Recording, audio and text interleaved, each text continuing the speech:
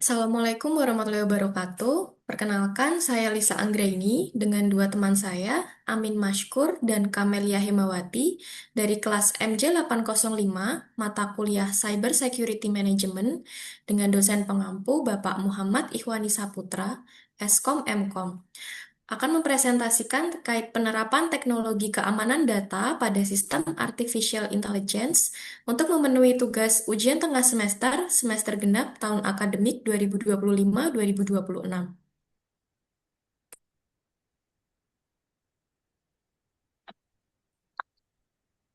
Latar belakang. Yang pertama, perkembangan teknologi digital meningkatkan efisiensi organisasi, namun juga memperluas risiko serangan cyber karena semakin banyak aset digital yang harus dilindungi. Dua, cyber security management merupakan pendekatan terstruktur dalam mengelola risiko keamanan cyber melalui identifikasi aset, pengendalian risiko, pemantauan ancaman, dan perbaikan berkelanjutan. Tiga, ancaman cyber global terus meningkat dalam jumlah, kompleksitas, dan dampaknya, sehingga organisasi perlu meningkatkan kewaspadaan terhadap berbagai bentuk serangan digital. 4. Artificial Intelligence atau AI memberikan manfaat dalam meningkatkan keamanan cyber, tetapi juga menghadirkan resiko baru melalui penyalahgunaan teknologi untuk berbagai jenis serangan cyber. Kelima, penerapan cyber security management yang terintegrasi melalui aspek people, proses, teknologi, dan governance sangat penting untuk menjaga keamanan dan keberlangsungan organisasi di era digital. Rumusan masalah. Yang pertama, bagaimana konsep dasar cyber security dan mengapa cyber security management penting bagi organisasi modern? Dua, apa saja tren global ancaman dan serangan cyber yang perlu diperhatikan? Tiga, apa saja elemen, aspek, dan kontrol utama dalam cyber security? Empat, bagaimana konsep security risk, policy, governance, information classification, dan privacy diterapkan dalam organisasi? Lima, bagaimana penerapan teknologi keamanan data dalam studi kasus artificial intelligence? Tujuan penelitian pertama, menjelaskan konsep dan ruang lingkup cybersecurity management secara sistematis. Dua, menganalisis tren global ancaman dan serangan cyber berdasarkan perkembangan terbaru. Tiga, menguraikan elemen penting cybersecurity termasuk risk management, policy, governance, classification, dan privacy. Empat, mengidentifikasi ragam ancaman cyber serta strategi mitigasinya. 5. Menyusun analisis studi kasus penerapan teknologi keamanan data pada sistem artificial intelligence. Kajian dan analisis cyber security management. Yang pertama, pengantar cyber security. Cyber security adalah upaya perlindungan sistem komputer, jaringan, aplikasi, perangkat, layanan digital, dan data dari akses tidak sah, penyalahgunaan, gangguan, perubahan, perusakan, maupun pencurian. Prinsip utama cyber manage Prinsip utama manajemen cyber. Yang pertama, CIA Triad atau tiga pilar utama yang terdiri dari tiga, confidentiality atau kerahasiaan, yaitu menjamin informasi hanya bisa diakses oleh pihak yang berwenang. Contohnya enkripsi data, akses kontrol, dan data masking. Dua, integrity atau integritas, yaitu menjamin data tetap akurat, lengkap, dan tidak diubah tanpa izin. Contohnya hashing, digital signature, dan audit trail. Tiga, availability atau ketersediaan, yaitu menjamin sistem dan data selalu siap dapat digunakan, dibutuhkan oleh penggunaan yang sah. Contohnya, backup, redundancy sistem, dan perlindungan anti DDoS. Kedua, prinsip tambahan cybersecurity modern. Terdiri dari beberapa, yaitu authentication dan authorization, yaitu memastikan keaslian identitas pengguna atau sistem serta membatasi hak akses sesuai peran masing-masing. Kedua, accountability atau akuntabilitas, yaitu memastikan setiap aktivitas digital dapat ditelusuri dan diaudit. Contohnya logging dan sistem CIEM. Tiga, privacy atau privasi, yaitu melindungi data pribadi agar diproses sesuai aturan dan persetujuan.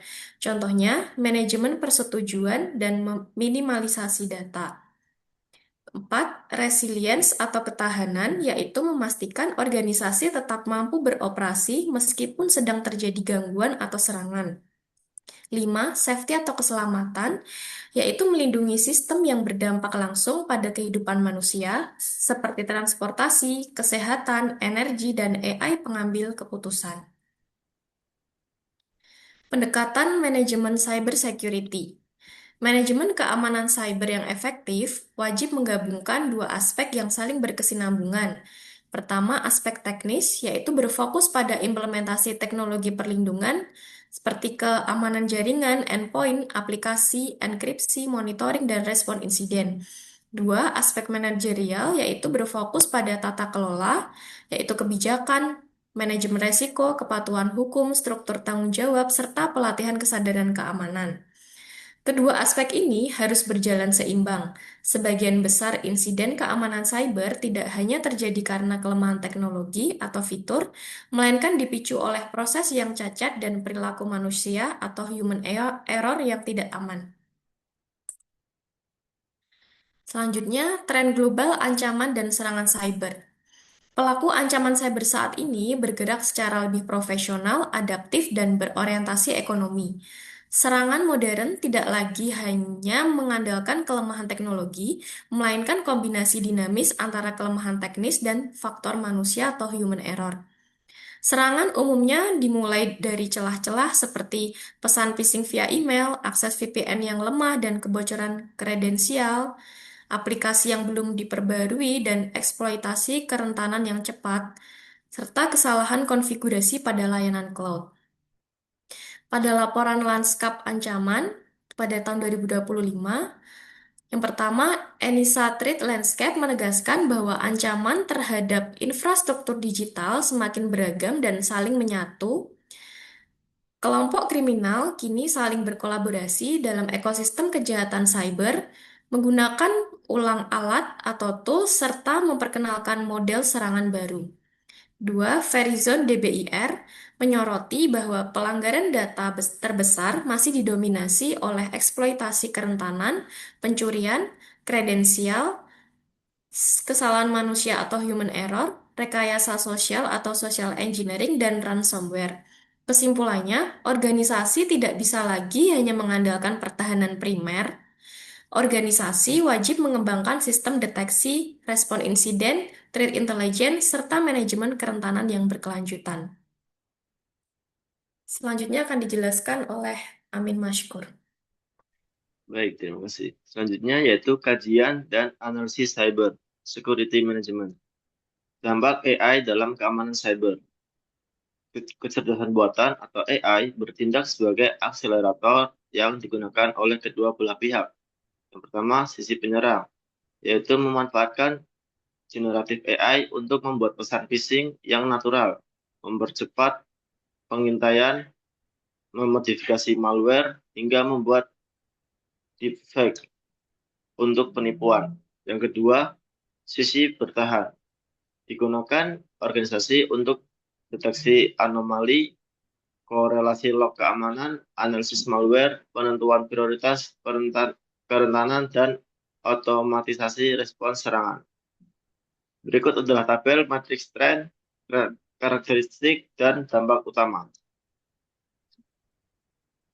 Yang pertama adalah selanjutnya yaitu pengantar cyber security. Cyber security yang efektif membutuhkan pengelolaan menyeluruh terhadap aset, identitas jaringan, aplikasi, data, endpoint, cloud, pengguna, dan pihak ketiga. Elemen-elemen tersebut saling terkait. Kegagalan pada satu elemen dapat membuka jalan bagi serangan terhadap elemen lainnya. Dapat dijelaskan dalam tabel yang ada pada materi berikut. Selanjutnya, Selanjutnya yaitu konsep dan penerapan security risk, policy, dan governance. Yang pertama, security risk adalah kemungkinan terjadinya ancaman yang mengeksploitasi kerentanan sehingga menimbulkan dampak terhadap aset organisasi. Dengan rumus sederhana yang sering digunakan adalah risk sama dengan likelihood kali impact. Likelihood menggambarkan kemungkinan terjadinya insiden, sedangkan impact menggambarkan konsekuensi apabila insiden tersebut terjadi. Berikut tahapan manajemen risiko. Yang pertama, identifikasi aset. Dengan uraian menentukan aset informasi, sistem, proses bisnis, dan pemilik aset. Dengan output, daftar aset kritis. Kemudian tahap berikutnya adalah identifikasi ancaman. Dengan uraian mengidentifikasi sumber ancaman seperti malware, insider, DDoS, phishing, dan supply chain. Dengan output, daftar threat skenario. Yang ketiga yaitu identifikasi kerentanan. Dengan uraian menilai kelemahan teknis, proses, manusia, dan vendor. Dengan output vulnerability register. Yang keempat adalah analisis risiko, yaitu menilai likelihood dan impact. Dengan output risk register dan risk rating. Yang kelima yaitu evaluasi risiko, yaitu membandingkan nilai risiko dengan risk appetite organisasi dengan output prioritas risiko. Yang selanjutnya adalah risk treatment, yaitu memilih mitigasi, avoid, reduce, transfer, atau accept dengan output risk treatment plan. Dan yang terakhir adalah monitoring, yaitu memantau efektivitas kontrol dan perubahan lingkungan dengan output laporan risiko dan perbaikan. Selanjutnya, yang kedua yaitu policy and governance, merupakan fondasi pengendali keamanan. Policy memberikan arahan formal mengenai apa yang boleh dan tidak boleh dilakukan. Governance memastikan kebijakan tersebut memiliki pemilik, mekanisme pengawasan, alokasi sumber daya, indikator kinerja, serta konsekuensi apabila tidak dipatuhi.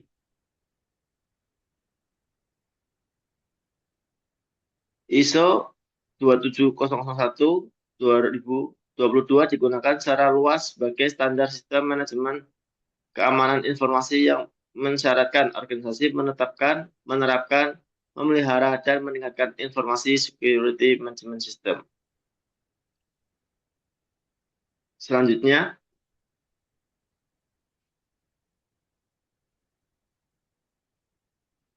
konsep information classification and privacy. Yang pertama adalah information classification adalah proses mengelompokkan informasi berdasarkan nilai, sensitivitas, kewajiban hukum, dan dampak apabila informasi tersebut bocor, berubah, atau tidak tersedia. Klasifikasi membantu organisasi menentukan kontrol yang proporsional. Data yang sangat rahasia membutuhkan kontrol lebih ketat dibandingkan data publik. Sebagai contoh, klasifikasi informasi publik, informasi yang memang ditujukan untuk umum seperti brosur dan informasi layanan, kontrol minimal, validasi sebelum publikasi, kontrol integritas website. Kemudian ada klasifikasi informasi internal, rahasia, dan sangat rahasia. Selanjutnya yaitu privasi, berfokus pada perlindungan data pribadi. Prinsip privasi yang umum digunakan mencakup lawfulness, fairness, transparansi, purpose and limitation, data minimization, accuracy, storage limitation, integrity, and confidentiality, serta accountability. Dalam lingkungan AI, classification dan privacy menjadi lebih kompleks karena data dapat digunakan untuk training, fine-tuning, retrieval, augmented generation, analitik, dan inferensi. Selanjutnya, ragam ancaman serangan cyber. Ancaman cyber dapat dikategorikan berdasarkan teknik, target, dan dampaknya. Dengan penjelasan sebagai berikut. yaitu ancaman, penjelasan, mitigasi utama. Seperti pada tabel yang ada pada materi. Selanjutnya akan dijelaskan oleh rekan saya Camelia Himawati. Pada materi yang selanjutnya adalah gambaran studi kasus. Ini membahas penerapan sistem AI berbasis Large Language Model atau LLM yang digunakan sebagai layanan internal organisasi. Fungsi utamanya membantu pegawai mencari dokumen, membuat ringkasan, menjawab pertanyaan seputar kebijakan, dan memberikan rekomendasi awal berdasarkan basis pengetahuan atau knowledge base organisasi. Integrasi sistem AI ini terhubung langsung dengan dokumen internal, database pengetahuan, sistem autentifikasi, dan antarmuka percakapan atau chat. Manfaatnya pada kondisi ideal, sistem ini mampu meningkatkan produktivitas pegawai secara signifikan karena memangkas proses pencarian informasi yang manual. Meski meningkatkan produktivitas, integrasi LLM ini membawa celah dan risiko keamanan data yang baru. Berdasarkan acuan OWASP Top 10 for LLM Application 2025, beberapa resiko utamanya meliputi prompt injection atau resiko utama. Ini terjadi ketika input pengguna memanipulasi respon model untuk mengubah perilaku AI atau melewati mekanisme keamanan yang telah diatur. Selanjutnya, risiko relevan lainnya, kebocoran informasi sensitif atau sensitive information disclosure, kerentanan rantai pasok atau supply chain, peracunan model atau data, penanganan output yang tidak tepat, pemberian wewenang berlebih, kebocoran sistem prompt, kelemahan pada vektor database, misinformasi, serta konsumsi sumber daya tak terbatas. Selanjutnya,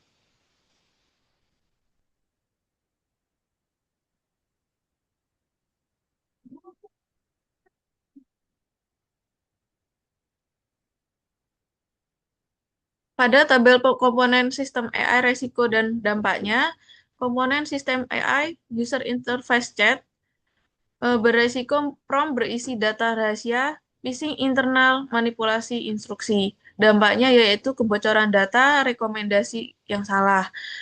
Komponen sistem AI selanjutnya ada LLM atau model AI yang resiko keamanannya model menghasilkan data sensitif, hallucination, dan model extraction. Dampaknya kehilangan kepercayaan dan pelanggaran privasi. Selanjutnya ada knowledge base, resiko keamanan, dokumen salah klasifikasi, dan akses tidak sesuai peran. Dampaknya unauthorized disclosure. Komponen sistem AI selanjutnya ada vektor database, resiko keamanannya embedding menyimpan konteks sensitif, pencarian melewati batas akses yang berdampak pada data leak atau melalui retrieval.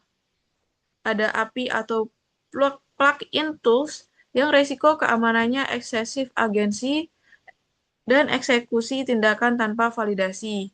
Dampaknya transaksi atau perubahan data tidak sah. Selanjutnya ada log dan telemetri. Resiko keamanannya percakapan tersimpan tanpa enkripsi atau retensi. Dampaknya resiko forensik dan privacy. Selanjutnya ada vendor, AI, atau cloud. Data dikirim ke pihak ketiga tanpa perjanjian yang memadai, yang berdampak pada kepatuhan dan kerahasiaan yang terganggu. Selanjutnya, pada analisis resiko AI dilakukan dengan mengidentifikasi aset, ancaman, kerentanan, dampak, dan mitigasi menggunakan dua panduan utama. Yang pertama, NIST AI Risk Management Framework, yang mengelola resiko AI melalui 4 fungsi, yaitu govern atau tata kelola, map atau pemetaan, measure atau pengukuran, dan manage atau pengelolaan. Selanjutnya ada Mitre Atlas yang berfungsi sebagai basis pengetahuan atau knowledge base untuk memahami taktik dan teknik serangan nyata dari musuh atau adversarial terhadap sistem AI. Berikut tabel matriks skenario. Berdasarkan dari tabel matriks skenario, risiko tertinggi berpusat pada kebocoran data di berbagai lini, yaitu prompt, output retrieval, log, dan vendor. Hal ini sering dipicu oleh perilaku pengguna yang memperlakukan AI sebagai asisten pribadi tanpa menyadari resiko pemrosesan datanya. Selanjutnya, keamanan AI harus menggunakan strategi berlapis dengan prinsip secure by design dan privacy by design, di mana aspek keamanan dan privasi dirancang sejak awal pengembangan sistem, bukan ditambahkan di akhir. Lapisan kontrolnya ada data governance, identify dan access, encryption, data loss prevention, secure RAG, AI guardrails, secure ML ops, monitoring, dan incident response. Tata kelola proses dan arsitektur Zero Trust, ada 5 kontrol proses pentingnya. Yang pertama, membuat kebijakan penggunaan AI atau atur jenis data yang diizinkan. Yang kedua, melakukan penilaian resiko atau risk assessment sebelum AI digunakan. Yang ketiga, melakukan asesmen terhadap vendor penyedia AI. Yang keempat, menerapkan pengawasan manusia atau human oversight pada keputusan krusial. Yang kelima, melakukan audit berkala terhadap output, log, akses, dan perubahan model.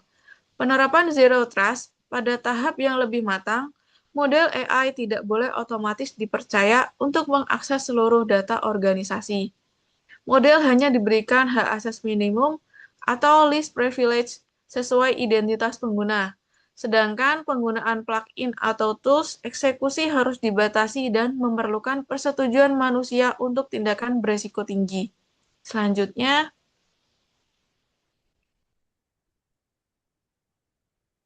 ada rekomendasi cyber security management untuk sistem AI.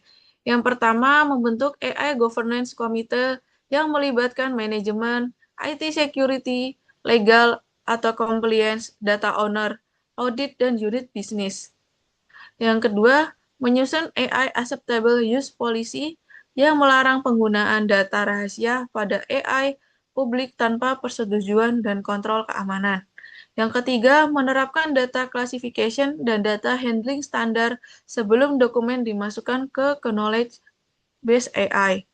Yang keempat, menggunakan private AI gateway atau platform AI enterprise yang mendukung audit, akses berbasis peran, enkripsi, dan kontrol retensi. Yang kelima, menerapkan secure RIG dengan otorisasi tingkat dokumen agar AI tidak menjadi jalan pintas untuk membuka dokumen yang tidak boleh diakses pengguna. Yang keenam, melakukan AI threat modeling menggunakan referensi seperti OWASP, LLM Top 10, dan Mitre Atlas. Yang ketujuh, melaksanakan AI red teaming untuk menguji prompt injection, data leakage, hallucination, excessive agency, dan penyalahgunaan plugin. Yang kedelapan, membangun insiden response playbook khusus AI, termasuk prosedur penarikan model, isolasi knowledge base, pemberitahuan insiden, dan pemulihan data. Yang kesembilan, melakukan pelatihan pegawai mengenai penggunaan AI yang aman, etis, dan sesuai klasifikasi informasi. Yang kesepuluh, melakukan audit berkala terhadap vendor, log, output model, hak akses, dataset, serta perubahan konfigurasi sistem AI. Dari studi kasus tersebut, dapat disimpulkan bahwa AI bukan hanya objek teknologi, tetapi juga objek tata kelola resiko. Organisasi yang ingin menggunakan AI secara aman harus memastikan bahwa manfaat produktivitas tidak mengorbankan kerahasiaan, data, privasi, integritas, keputusan, dan kepatuhan. Keberhasilan cyber security management dalam sistem AI ditentukan oleh keseimbangan antara inovasi dan kontrol. Selanjutnya, kesimpulan yang pertama, cyber security sebagai kebutuhan strategis. Keamanan cyber bukan lagi sekedar urusan teknis IT, melainkan resiko bisnis nyata yang berdampak langsung pada operasional, reputasi, kepatuhan hukum, dan keuangan organisasi. Pengelolaannya harus menyeluruh, mencakup tata kelola, kebijakan manajemen resiko, kontrol teknis, hingga pembentukan budaya sadar keamanan. Yang kedua, dinamika, tren, ancaman, dan dampak AI. Lanskap ancaman tren global diwarnai oleh peningkatan serangan ransomware, pencurian kredensial, eksploitasi celah keamanan, serangan supply chain, kesalahan konfigurasi cloud, dan rekayasa sosial atau social engineering. AI sebagai pedang bermata dua. AI sangat berguna sebagai alat pertahanan atau deteksi anomali dan otomatisasi respons. Namun, AI juga membawa risiko baru yang wajib diwaspadai seperti prompt injection, kebocoran data sensitif, data poisoning, hingga penyalahgunaan wewenang model atau excessive agency. Yang ketiga, strategi keamanan data pada sistem AI. Untuk mengadopsi AI secara aman dan produktif, organisasi wajib menerapkan perlindungan berlapis yang meliputi kontrol teknis atau data governance, manajemen akses, enkripsi, DLP, secure RIG, AI guardrails, secure MLOps, pemantauan atau monitoring, dan respons insiden. Tata kelola dan proses didukung penuh oleh kebijakan organisasi, komitmen manajemen, penilaian resiko, pelatihan berkala bagi pengguna, serta audit berkelanjutan. Melalui pendekatan terpadu ini, organisasi dapat memanfaatkan potensi produktivitas AI secara maksimal, sembari tetap menjaga keamanan data, privasi, dan kepercayaan pemangku kepentingan. Selanjutnya,